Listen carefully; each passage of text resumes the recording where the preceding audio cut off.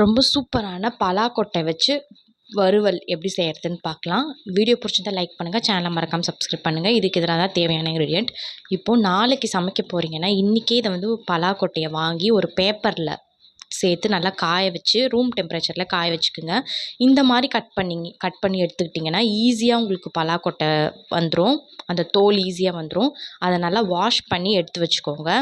இப்போது ஒரு கடாயில் ஒரு 5 டேபிள் ஸ்பூன் எண்ணெய் சேர்த்து ஒரு குச்சி கருவேப்பிலை இலை, 5 பல் தட்டின பூண்டு சேர்த்து நல்லா பொரிய விட்டுக்குங்க. இது நல்லா பொரிஞ்சதும் நம்ம தோலெல்லாம் எடுத்துட்டு வாஷ் பண்ணி வச்சுருக்கோம் இல்லையா பலாக்கொட்டை, அதை வந்து இது கூட சேர்த்துக்கலாம். சேர்த்துட்டு நல்லா இந்த மாதிரி கலந்து விட்டுக்குங்க. இப்போ நல்லா அந்த எண்ணெயோடு இதெல்லாம் கலந்ததுக்கப்புறமா இதை ஒரு தட்டு போட்டு மூடி 5 மினிட்ஸ் வந்து பார்த்திங்கன்னா சிம்மில் வந்து வேக விடுங்க.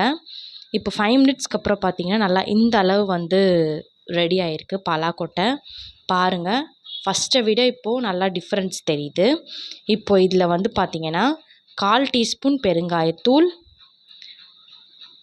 குழம்பு மிளகாத்தூள், உப்பு இது எல்லாம் சேர்த்து இப்போது நல்லா இந்த மாதிரி கலந்து விட்டுக்குங்க. அதில் நல்லா கோட் ஆகிற அளவுக்கு கலந்து விட்டுக்குங்க. இப்போ கலந்து விட்டு திருப்பி ஒரு தட்டு போட்டு மூடி 5 மினிட்ஸ் சிம்லேயே விட்டிங்கன்னா நல்லா இந்த அளவு வந்து வந்திருக்கும். இப்போ ஃபஸ்ட்டை விட இப்போ பாருங்கள் நல்லா ரோஸ்ட் ஆகியிருக்கு. இது சாம்பார் சாதம், ரச சாதம், தயிர் சாதம்க்குலாம் ரொம்ப சூப்பராக இருக்கும். கண்டிப்பாக ட்ரை பண்ணி பாருங்கள். இப்போ ஓப்பன்லேயே சிம்மில் ஒரு 5 மினிட்ஸ் இப்படி அப்பப்போ கலந்து விட்டிங்கன்னா நல்லா சூப்பரான பலாக்கொட்டை ரோஸ்ட் ரெடி ஆகிடும். தேங்க்யூ.